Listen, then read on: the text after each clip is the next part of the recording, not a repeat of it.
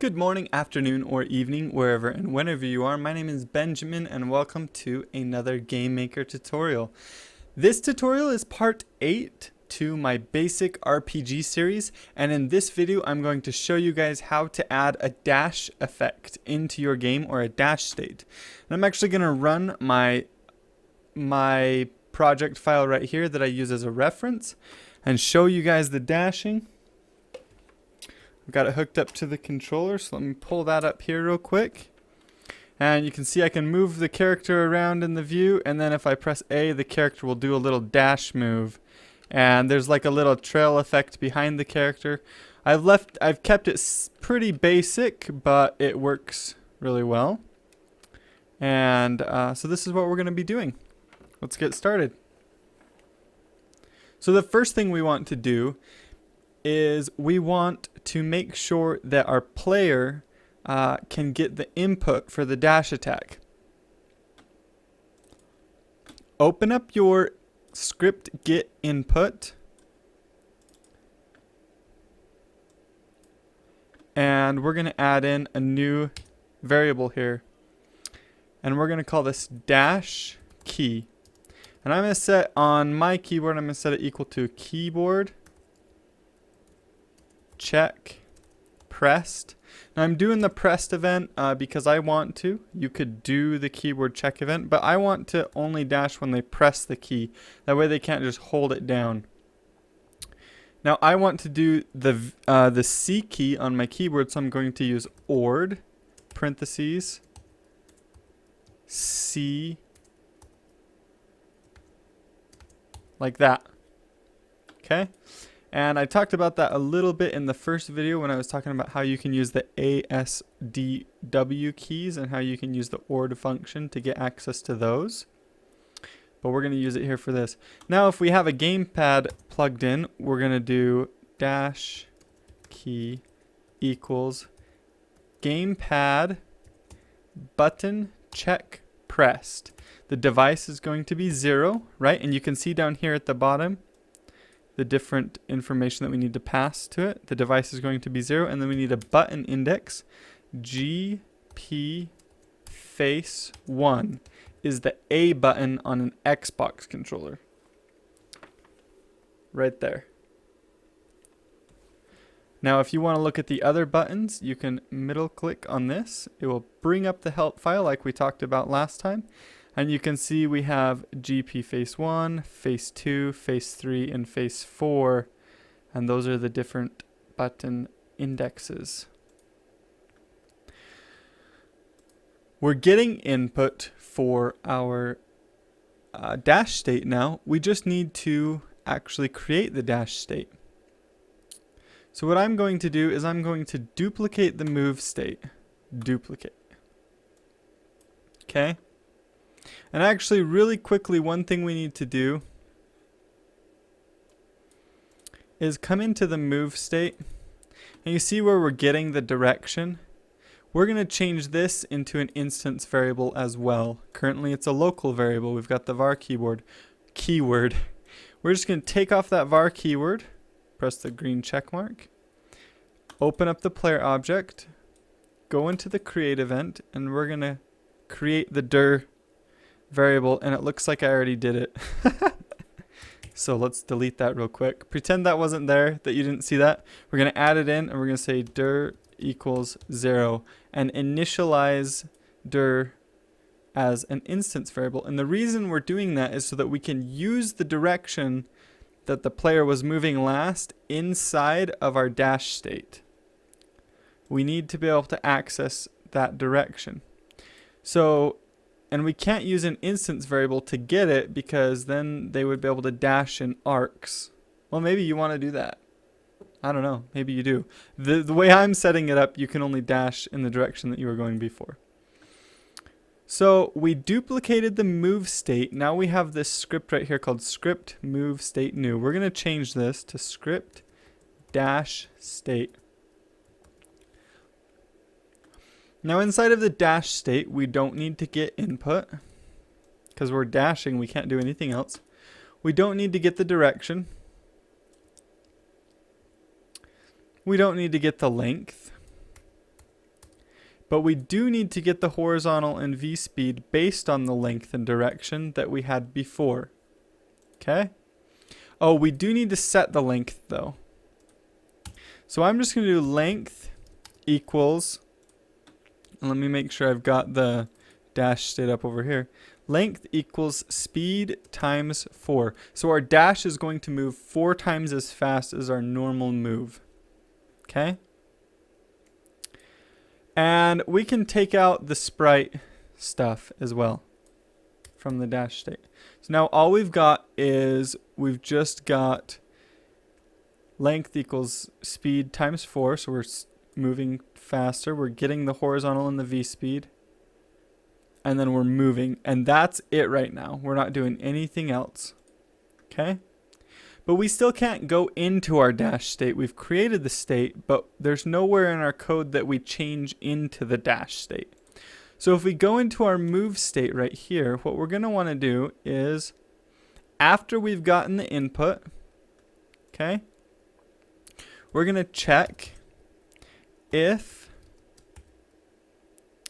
dash key. Okay, so we're going to check if the dash key is being pressed. Then we're going to set state equals script dash state, semicolon. So if we press the dash key, change our state to the dash state. Remember not to put parentheses after this script, because we're not actually calling the script. We're just setting the script equal to the state. Okay? Up here, we're calling the script. Right here, we're setting the script equal to the state. That's why this one has the parentheses and this one doesn't. Okay, let's run the game. And you're going to see that it's not quite working yet. So we can move around, but when we dash, boom, we get stuck in a dash state and we just move through the wall there. That's not what we want at all.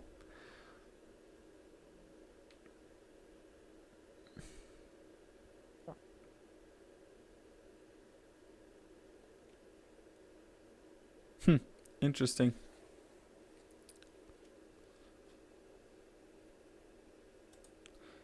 I wonder if that is because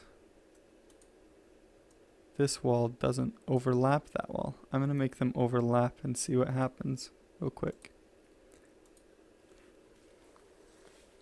I don't know how that's going to work. Is it going to try and move outside of the other wall? Doesn't look like it did. Okay, so I'm just testing this real quick to see what happens if we move up to that corner and dash right now. Okay, that seems to have fixed it. So if you have it dashing through corners like that, try overlapping your walls. It seems to have worked for me. So, okay. Now what we need to do is we need to basically stop dashing at some point, because once we enter the dash state, we just move the entire time and we never stop. And that's not really what we want. So I'm going to teach you guys about something called an alarm inside of GameMaker. An alarm is just a timer, and you set the timer and it counts down. And once the timer reaches 0, it does something. Right? Makes sense. That's a normal alarm. So we're going to go into our player object and we're going to add a new event, and we're going to add an alarm. Now there's 11 different, well 12 technically, because it starts counting at 0. There's 12 different alarms that we can use. We're going to use alarm 0 because that works fine. Go to the control, drag over a code action. Let's put a comment here. This alarm is for the dash state. Okay? So we used alarm 0. Now what we're going to do is when we, inside of our move state, when we change to the dash state right here, when we press the dash key and we change to the dash state, we're going to set the alarm. And this is how you do it. Alarm, square bracket, 0, square bracket. That's how you select alarm 0. If you had alarm 11, you would do alarm 11 like this. Now alarms are this is actually an array, but we're not going to talk a lot about arrays now. I'll talk about them in a later video. But that's what this is you're using an array. And so alarm 0 equals room speed. Okay, the room speed is the speed of your room, and our room speed is 30. So you could just make this 30 right here, but I'm going to use room speed. Room speed divided by 8. So we're dividing by 8 because that seems to work pretty well for a dash time. Okay. So we're setting the alarm, but now we need to tell the alarm what to do when it reaches 0. Now, one way you can do this is come into your alarm and just put inside of here, this is where you can actually tell it what to do. You can do state equals move state. Okay? Or script move state. Script move state with no parentheses. Now when the alarm reaches 0, we should change back into our move state. So let's see. Okay, dash, dash, dash, dash, dash, dash. And it works. When the alarm reaches 0, changes back into the move state.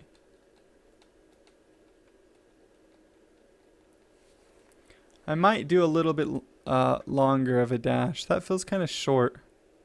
I don't know. You can do it however much you want to dash, but the way you can change how long the character dashes is by making the alarm longer. So instead of dividing by 8, if we divide by 7, that's going to be a bigger number.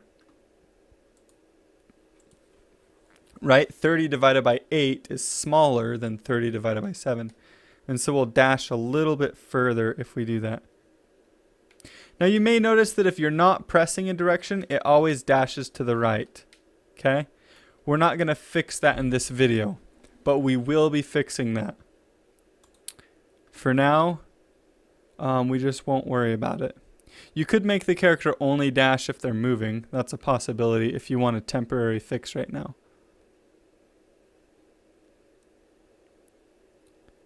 So let's do open up. There's another way that you can check to see if your alarm, or you can tell the alarm what to do when it runs out. You know what? And we're not going to cover that right now because I don't see the point of it. This makes sense to you probably. This is what happens when the alarm reaches 0, is inside the alarm state. So you've got a dash in already, but what we want to do now is make it a little bit cooler looking with the little trail behind the character. And I'm going to show you how you can do that in this video real fast. This is like a double video because I'm showing you two things. We're going to create a new object and we're going to call this object dash effect. Okay? And this object is going to start out with a create event, and inside this create event I'm going to type initialize the dash effect. Okay, we're going to alter its image alpha. Image underscore alpha equals 0.5. The alpha value of an image is how transparent that image is.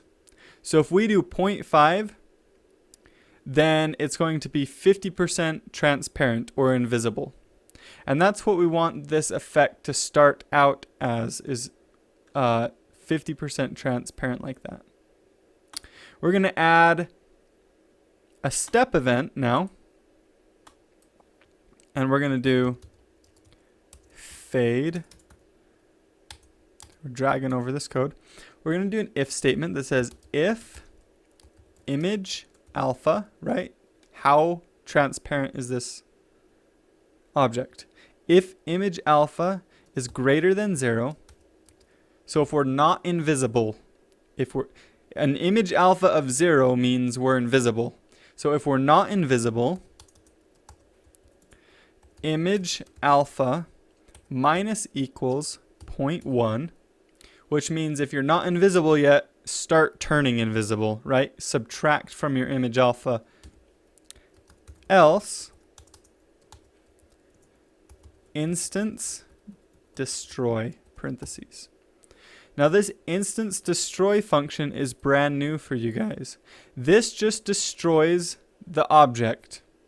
So once this object is invisible, it gets destroyed. While it's still visible, it slowly turns invisible, or actually kind of quickly. But yeah, so we're fading away and then dying, basically destroying ourselves when we are invisible. That's what this dash effect object does. It doesn't have a sprite though, so we wouldn't be able to see it if we put it in the game. But I'm going to show you how to assign a sprite to it. Go into the dash state, and inside here, we're going to add some code that says create the dash effect. So you know how to create, or you know how to destroy an object now. Instance destroy.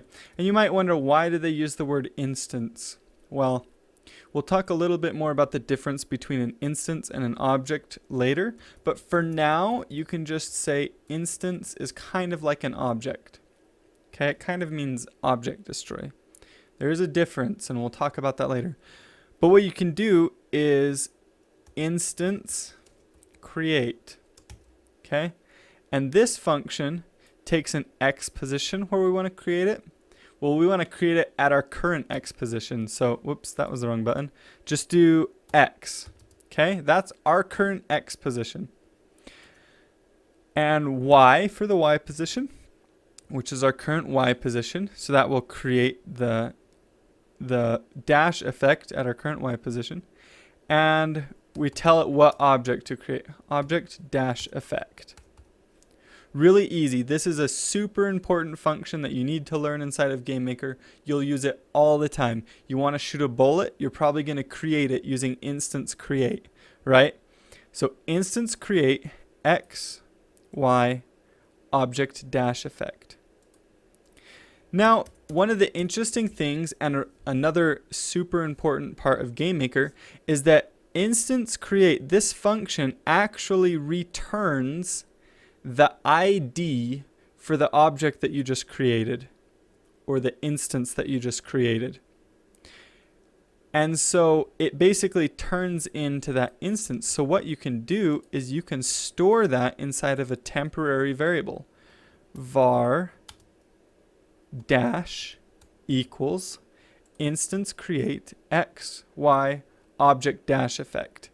So why is this cool? Like, why do we care about creating a variable that contains the ID of this object? Right? Why do we care about that? Well, the useful thing is that we can actually alter properties of that object right after we create it. So what we can do is we can do dash dot, and this dot property is an accessor that accesses the object we just created right here. Dash dot image, or sorry, sprite index equals sprite index. What does this line of code do? Well, it gets our current sprite index, which is whichever direction we're facing as a character, and assigns that to the sprite index of the dash object we just created. So it gives that object a sprite, and it gives us the sprite that we are actually currently at. Now we can do dash dot image index equals image index. Now we're assigning our current animation frame, the image index, to that dash object. So now the dash object is going to look exactly like us, except it's going to be 50% transparent. So press the green check mark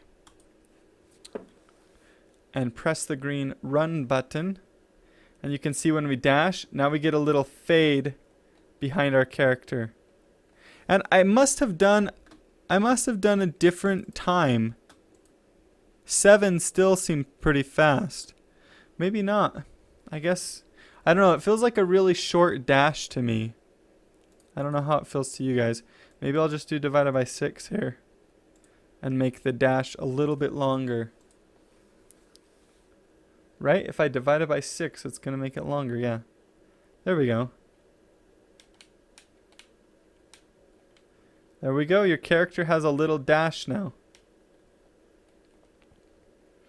And the cool thing about this dash is he's in his own state. So you can't do anything else when he's in this state.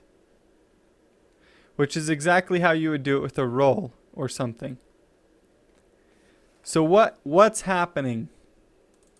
When we're inside of our move state, if we press the dash key, it sets the state to script dash. Then, inside of our step event, it runs the state, which is going to be the dash state. It's going to continue to run this state and move our object along until the alarm that we set hits 0. Once this alarm hits 0, it's going to set our state to the move state. And then our step event is going to run the new state, which is the move state right here, which is just going to be our normal movement. That's how a finite state machine works, and it's very, very powerful. And getting a setup like this makes it really easy to create new states, because you just set it to a new script, and then you say whenever you want in your code, you can say state equals script attack state or script roll state or whatever. So it's very, very powerful. Anyways, I just wanted to thank you guys so much for watching this video. And I'm excited for the next video. In the next video, we're going to fix this where it dashes funny like that. Where it always dashes to the right no matter which direction you're facing. We'll fix that. And then we'll talk about some of the other things we can add. We're going to add enemies here soon. We're going to add some slime enemies. We're going to add attacking and some basic artificial intelligence. We're going to add I'll show you guys how you could add 8 directional sprites. I'm not actually going to add 8 directional sprites, but I'll show you guys how you could do that, and we'll improve the way the sprite system works to make things easier for you. And we'll talk about arrays and stuff like that. So there's a lot of good stuff ahead of us still. I'm really excited for this series. Thank you guys so much for watching it. Quick mention, my game Grain War is on Steam Greenlight right now, and there's a link in the description to that if you want to go vote. So thank you guys so much for your support. Be sure and like this video and share it on Facebook and Twitter, and I will talk to you guys later.